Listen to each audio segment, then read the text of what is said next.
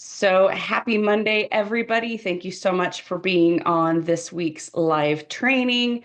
It is going to be a really good one.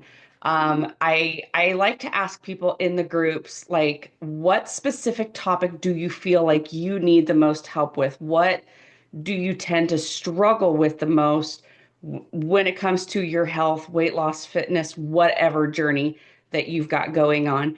And a majority of the people tell me emotional eating, eating to deaden my feelings, eating to cope with life, eating to help with my stress. So that right there is, ladies and gentlemen, emotional eating. And under the thing to understand about emotional eating is it's not a curse. It is something that you can work through.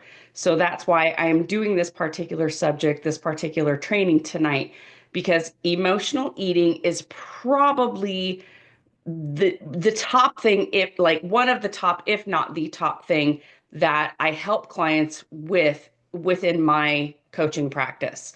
And it is the probably the most complained about thing and a driving factor for men and women who have got weight problems and have had weight problems for an extended period of time. This isn't something that's new to them, within the last year or two. Most of the time, it's something that has been a part of them for most of their lives.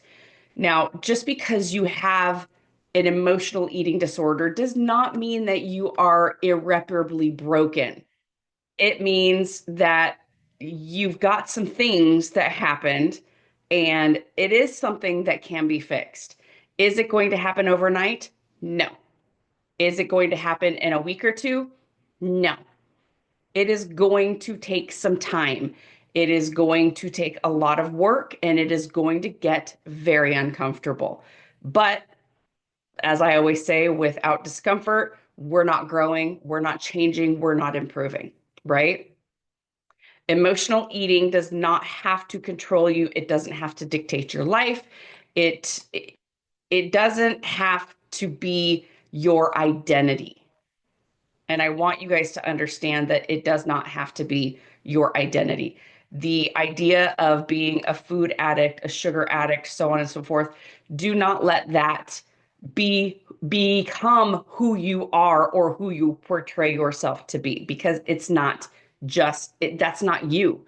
It's something that you have to deal with and that you're going to hopefully overcome with time and effort on your part. And if it means bringing in the help of a third party, then that you bring in the help of a third party. We all have stuff that we have to work through, and that was one of the favorite things that came from the event that I hosted last month was if you've got stuff, you need to work it out. You need to work through it. And I couldn't have said it any better. We've all got stuff. We all need to work through it. We're not broken. It's okay. Some of us have better coping mechanisms than others. Some people are able to deal with whether it's, past trauma or whatever, and not have the issues that those of us who do have emotional eating disorders do have. Some of us have some really serious stuff that happened to us in the past.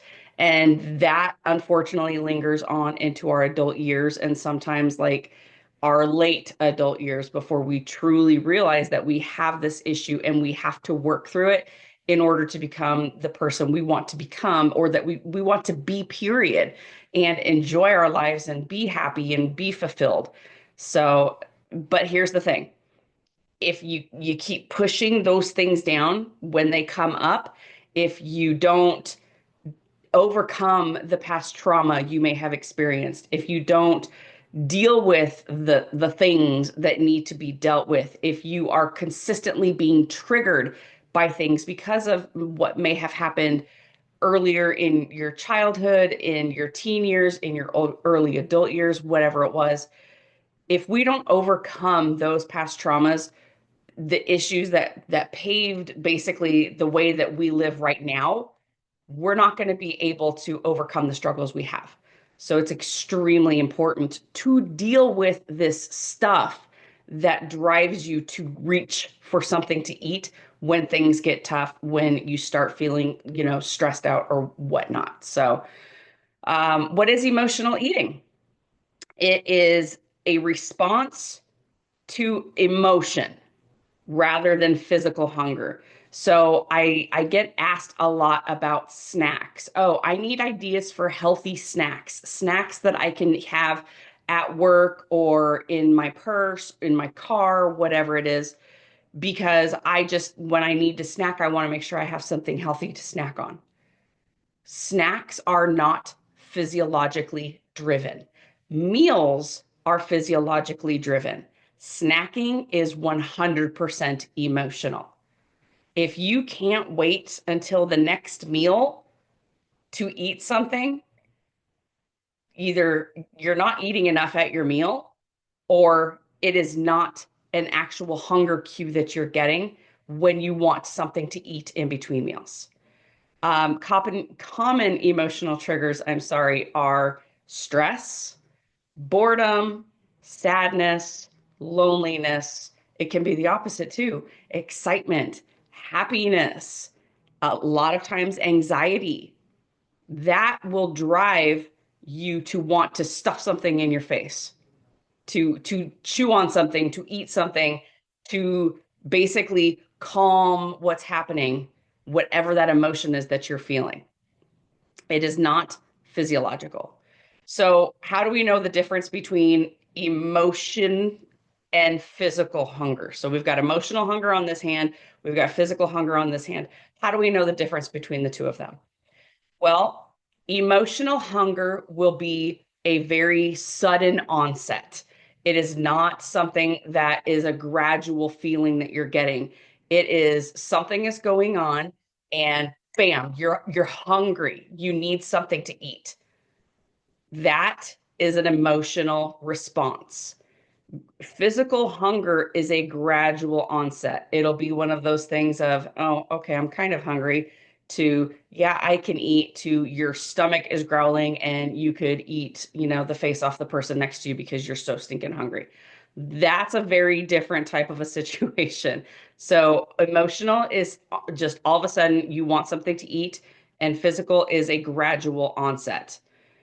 Emotional is craving a specific type of food, a specific comfort food, something that you've always reached for when times get tough.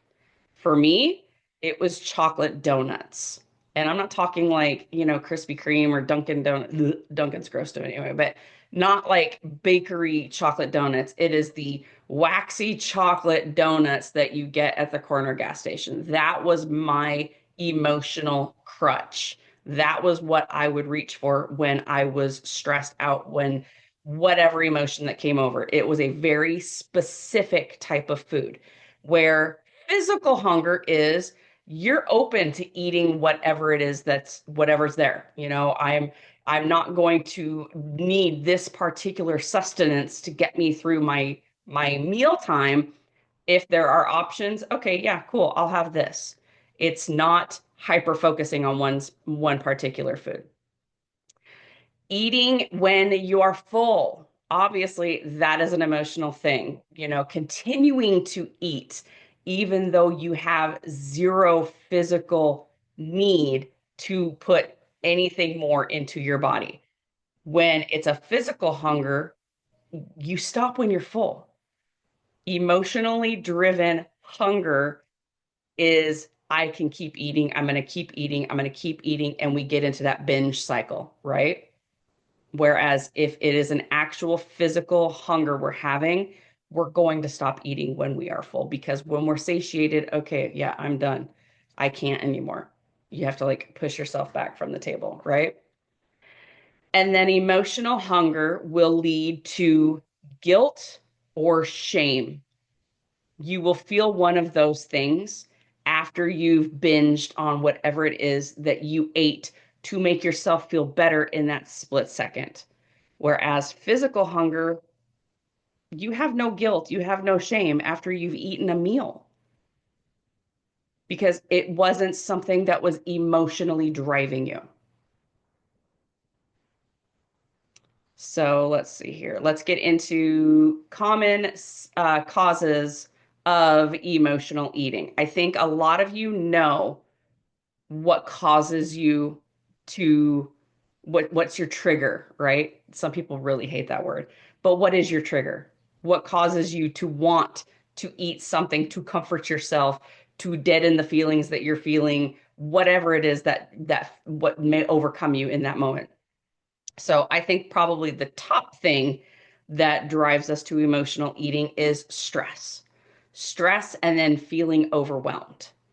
Because if you're stressed out, you start to feel a little bit of anxiety. You start to maybe get a little, everything starts to tighten up. We've talked about stress in the past. So, in order to feel better in that split second, let's stick something in our mouths that's going to calm us down, that's going to make us feel so much better before it makes us feel even worse. So, stress and feeling overwhelmed with life, with a particular situation you're in, with a crowd of people you may be in a if you're in a group setting, or you're overwhelmed being alone. Because remember, loneliness is one of those emotions that can drive you to eat. So it's very important to maintain a healthy stress load, obviously, and not get to the point where we're completely overwhelmed and we end up with all of these cravings to have things that we're not actually wanting to have. Um, Here's the big one: unprocessed emotions or trauma. And I'm not talking just only childhood trauma, but any emotion that you have that when it comes up, your instant reaction is to make it go away, to deaden it.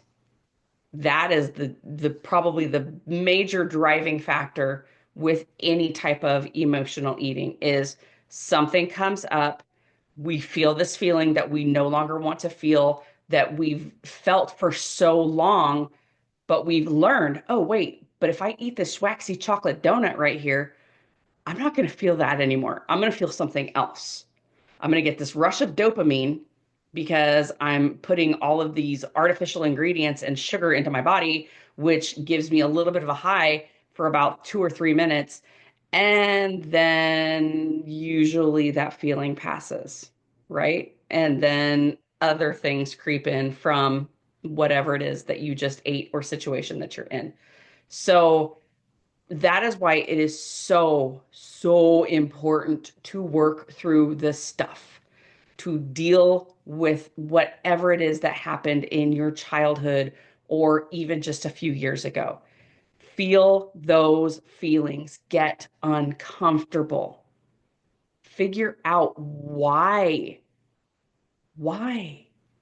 and sit with it. That's probably one of the best pieces of advice I ever got from a therapist was when you feel a certain type of way, when you start to feel triggered, and that response is for you to automatically reach for food, sit with that feeling. Ask yourself, why am I feeling this right now? Okay, brain, what am I needing to feel right now? What are you trying to protect me from right now? Sit with it and try and figure at least a little bit of it out at that moment. Habitual behavior from childhood, strongholds. I talk about strongholds a lot. This was a huge thing for me. And when I finally got that realization that, oh, yeah, guess what? I do this because this is what would happen when I was little. So when I would get hurt when I was a little girl, I would get taken for ice cream afterwards, whether I hurt myself to the point that I needed to go to a doctor or even go to the emergency room or whatever it was. Whenever something happened to me, something bad happened to me, the after would be, let's go get ice cream. And so, guess who had a major attachment to I don't feel good, I am sad, I am hurt, let's go get ice cream. And that lasted most of my life. And when I realized that, it was just like, oh, okay. This makes complete sense. This is why chocolate shakes always made me feel so good. And it was always chocolate shakes from Dairy Queen. That was the thing because we would go to Dairy Queen because I think that was probably the only ice cream place where I grew up. And that's what it was, is I would get hurt, I would get ice cream, everything was all better. So we've got this habitual behavior that more than likely our parents or grandparents or loved ones, whatever, they were just trying to do the right thing. They were just trying to make us feel better. Not having any clue, they were setting us up for failure as we got older and we didn't cope with the bad things that happened to us in a proper way. So that's why it's really important to make sure you're not doing the same thing to your children or to your grandchildren, to your nieces and nephews, whatever it is. Teach them proper ways to cope with situations, teach them that food is not what makes everything better. My favorite thing, dieting and restrictive eating. That will 100% cause you to have a binge eating episode, to cause you to emotionally eat because you are restricting yourself so much, so hard for whatever specific amount of time it is. Because remember, when we diet, it always has an end date on it. So we're constantly in the cycle of dieting, dieting, restricting, restricting, restricting, knowing that there is a finish line and that we're going to be able to go back to eating whatever it was we wanted to eat again. So, you know what? Screw it. I'm just going to go ahead and do this because I'm feeling a certain type of way. I am punishing myself by not eating this particular food. So I'm going to have it so that I feel better. No. And then lack of self-care. That is a huge cause of emotional eating. And why is that? And why do I promote self-care so much, especially for women? Because when we take care of everybody else before we take care of ourselves, we have that empty cup, right? We can't pour from an empty cup, though. We can't tend to everybody else's needs. We can't take care of everybody else if we are not taking care of ourselves. And if we can't take care of everybody else, what does that lead to?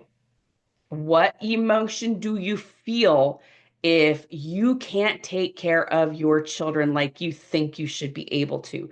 You can't take care of your spouse. You can't take care of work projects. You can't take care of the house. You can't do this because you have nothing more to give. Sounds familiar, right? Self-care is very important because it keeps us from driving ourselves to eating to put those emotions back down, to make ourselves feel better so we don't have guilt, we don't have shame. We're not failures. Eat the donut. You're going to feel so much better, right? Until one day the donut doesn't help. And then you eat the whole package of donuts. And then that no longer helps. So then you find even more to make the feelings, the bad feelings, go away. Self-care, very important. There's a huge reason I do Self-Care Sunday to make sure that you're taking care of yourself. So let's identify our triggers. This is where things, again, this is where the discomfort starts to come in, right? Reflect on common triggers that you have. Recognize situations or emotions that will prompt you to want food. That is really a lot harder to do than it sounds. I've got a client right now who we spent 6 months working on triggers and recognizing triggers and then saying, whoa, hold on, this isn't real. It took 6 months. So if this is something you have been dealing with for years and you're like, why is it so hard? Why haven't I beaten it? Well, how hard are you working on it? Are you working on it every single day? Are you working on it multiple times a day? Or are you just like once a week? Yeah. Okay, yeah, this is how I feel. And yeah, I'm gonna go ahead and just eat this so that the feeling goes away. You have to recognize your triggers. You have to recognize the situations at the time before it's too late. Even if you end up eating something, but it comes to you while you're like mid bite, put it down. Put whatever it is that you're eating down and write, get a pen and write it down. What is happening right now? Why did I just eat this? Why did I just take a bite of this? What's happening? Write it down so that you're fully aware that, okay, this is going to be a trigger for me. Examples of that: work stress. That's probably number one for most people is work stress, followed very closely by family stress. Okay. Family conflicts, just feeling overwhelmed, again, overwhelmed with children's activities, spouse issues, loneliness, just anything that all of a sudden it just happens. Stop yourself and write it down because you need to be able to think back. Okay, this is why this happened. This is what drove me to pick up the donut and stick it in my mouth or whatever it is that your vice is. We're just going to keep talking about chocolate, waxy chocolate donuts because that was my thing. And now, what can I do? What can I do to make this stop? Well, I'm going to give you some tools. And if you want to jot down notes, jot them down. Otherwise, you guys will have a replay of this on here, and I will also have it on YouTube, and I'll be able to post it, the link for you guys to be able to watch it at that point. So, awareness and mindfulness, those are key. It's all about being aware in the moment of what's happening. So, use a hunger scale. I use this with my clients every single week. How is your hunger? How is your hunger every day? 0 being I could eat a horse, literally, and 10 being I am so freaking stuffed, I can't even think about anything other than food. So use a hunger scale. Where do you fall on there? From 0 to 10.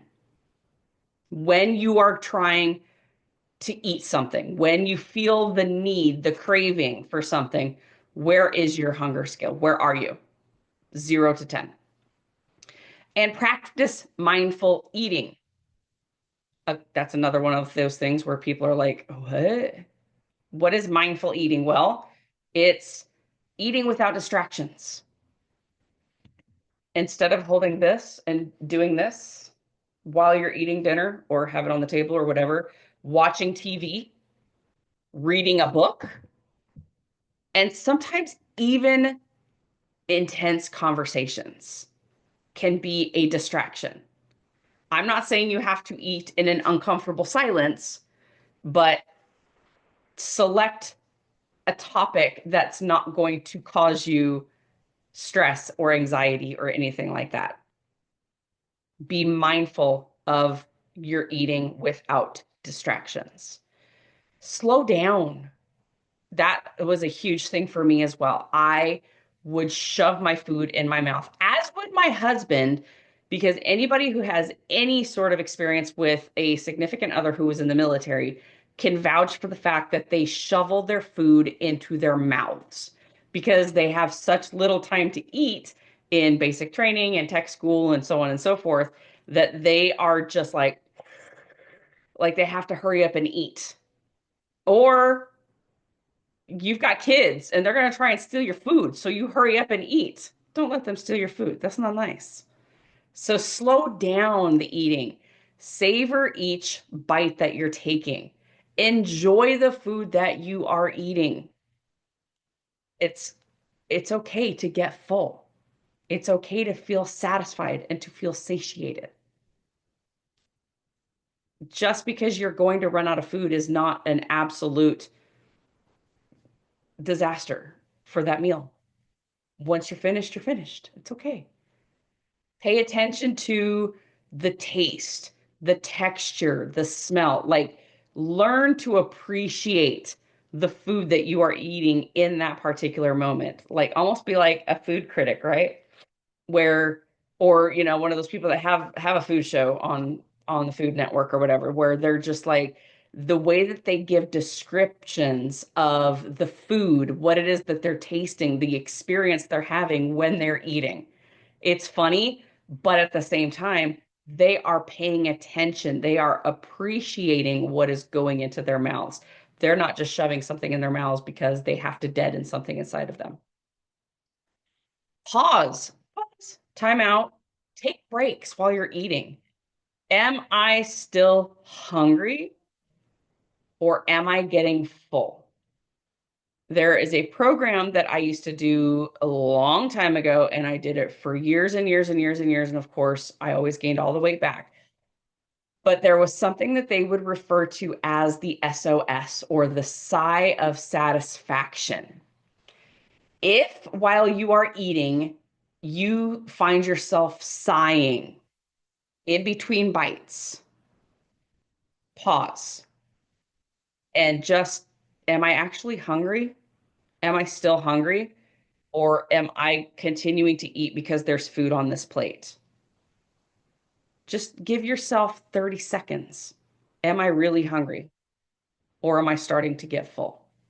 Now, just because you sigh that one time doesn't mean that you can't keep eating. Take another bite or two and then just wait. Am I getting full now? Because it takes a minute to go from our brain to our stomach, or our mouth to our stomach to our brain, to realize that, okay, yeah, we actually are full. And then the very important thing is to really learn to listen to your body's hunger cues, not the emotional, I need a donut right now. The, okay, yeah, I could eat. Yeah, I'm really hungry. I'm not really that hungry. Yeah, I could eat cold chicken breast right out of the fridge right now. Yeah, I'm hungry. Ask yourself those types of things. Could you eat, or are you just doing it because you can do it? So, how do I deal with this? How do I deal with the overwhelming feeling that I need to eat something because I am going through whatever I am going through? How do I stop myself from eating the chocolate donut? Well, number one, recognize what you're doing. That is key in this whole thing.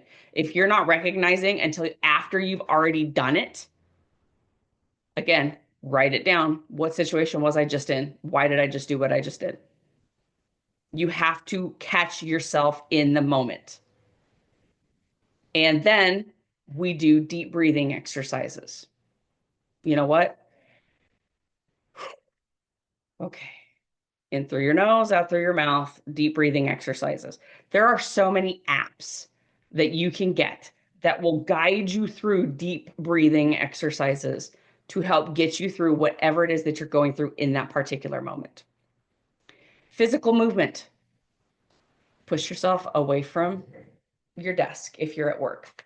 Stand up from the couch if you're at home and just walk. Wander around. Do something. Get away from whatever scenario that you are in that is going to allow you to grab that chocolate donut and shove it in your mouth. Also, regular physical activity, working out, taking regular walks, doing something to stay active, lifting weights, my favorite thing to talk about. Keeping active, having physical movement will help you with coping when things start to get a little bit hairy in your life. Journaling. My clients get really annoyed with me when I say, let's journal, let's write things down. I've always got a pen and a little tiny pad of paper either next to me on my desk or even on my nightstand, because there's times I just have to write stuff down. I have to journal my emotions. What am I feeling right now? I am stressed out. I am sad. My dog makes me want to rip out my hair. Like, write it down. Journal your feelings, journal the emotions that you're feeling. When you've had a craptastic day, write it down. And this is how I felt when this happened. If you have an amazing day, write it down. Today was incredible. This happened, and I felt this way. Journaling works. And then also connecting with others. We have this group right here, ladies. I'm saying ladies because there's ladies on the call right now. We have this group. I created this group for you to have support, for you to have connections, for you to be able to be vulnerable to others and to yourselves. So connect with other people who are experiencing similar types of things, maybe on a similar journey as you, but who want to do better. Always looking to go one step further, right? 1% more every day. And now, again, keep your notepads here. Create a pattern breaking plan. You need to have a plan in place to break the habits, to get yourself out of those destructive patterns that you've had for probably most of your life, if not a good majority of it. When I feel blank, instead of reaching for blank, I will blank. So here's mine. When I feel stressed, instead of reaching for a waxy chocolate donut, I will stand up and walk away from my desk. And then I will come back. So do that for yourself. Personalize your action plan. What is something you are feasibly able to do? When I feel overwhelmed because of my kids, instead of reaching for a bag of their fruit snacks or Cheez-Its, I will close my eyes and breathe deeply. Insert your action plan in the blanks. When I feel blank, instead of reaching for blank, I will blank. Let's practice some self-compassion. I am all about giving yourself grace because we have to from time to time. Replace criticism with compassion. Do not call yourself stupid. Do not call yourself useless. Do not call yourself hopeless. Do not look in the mirror and say, you are so fat. How many of you do that? How many of you did that today? I have those days all the time still. Do not criticize yourself. Be compassionate with yourself. Positive affirmations. I am learning to listen to my body.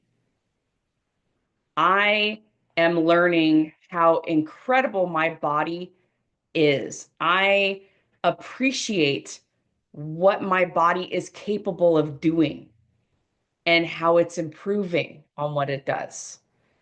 I am worthy of care. I am worthy of self-care.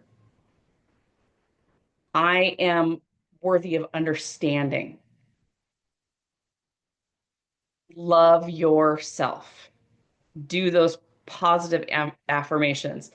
Encouragement. If you are speaking encouragingly to other people, if you are giving compliments to other people, it will reflect back on yourself. It will help you to think better of yourself. It will allow you to be kinder to yourself. So, while sometimes people can go a little bit far with the I'm giving myself grace, be compassionate and love yourself and celebrate the wins, celebrate the progress. Even these wins, these ones right here. Like I'm trying to make my fingers as tight as possible, as small as possible, because the teeny tiny wins are everything. They compound. Just like interest compounds, so do wins. Recognize progress over perfection. None of us are perfect. We are all going to screw up. And that's okay because none of us are perfect. I don't care how good you think you are, you're not perfect. I'm not perfect.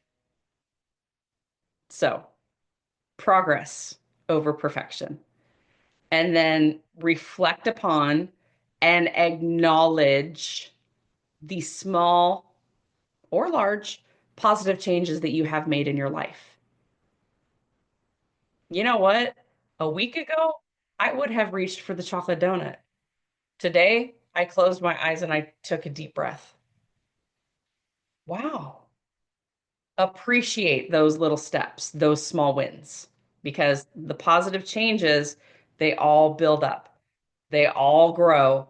And then all of a sudden, becomes a lot easier to do. Uh, Sorry, I just had a total brain fart for a second there. So here's my question to you. Are you finally ready to break free from emotional eating and create a balanced, somewhat joyful, I guess you could say, relationship with food?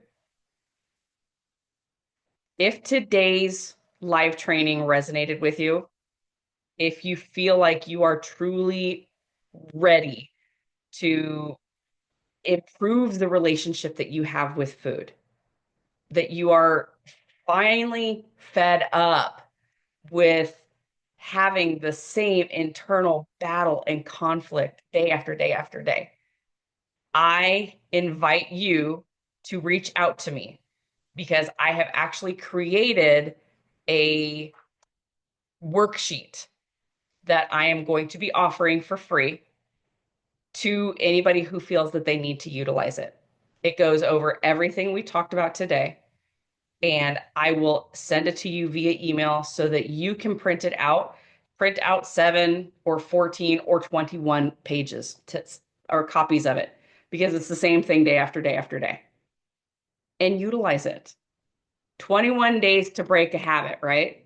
21 days to create a good habit. So if this is something that would be valuable to me, comment so that I can reach out to you, get your email address, and send you this worksheet for you to have on your own.